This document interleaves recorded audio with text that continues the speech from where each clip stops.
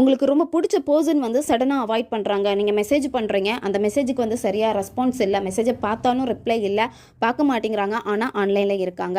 ரீசனே தெரியாது, உங்களை அவாய்ட் பண்ணிக்கிட்டே இருக்காங்க. ஆனால் நீங்கள் அந்த பர்சன் வேணும் அப்படின்னு சொல்லிட்டு ஸ்ட்ராங்காக இருக்கீங்க.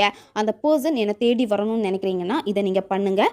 அந்த பர்சன் ஆட்டோமேட்டிக்காக உங்ககிட்ட வருவாங்க.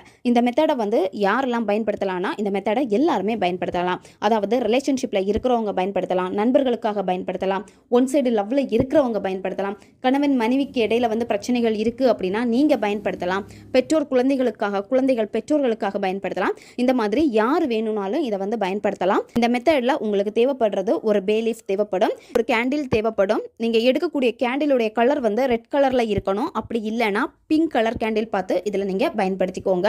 குளிச்சுட்டு தான் இதை நீங்க செய்யணும். அவ்வளோ ஹாப்பியா வந்து பேசியிருந்திருப்பாங்க, அது எல்லாமே உங்களுக்கு ரொம்ப பிடிச்சி போயிருக்கும், ரொம்ப கேர் எடுத்திருப்பாங்க. அவங்களுடைய பாசமே உங்களுக்கு ஒரு தனியான ஒரு உணர்வை வந்து தூண்டி இருக்கும். அதான் அந்த பே லீஃப்ல நீங்க எழுதணும். Divine sam magic begin rush bring fast now.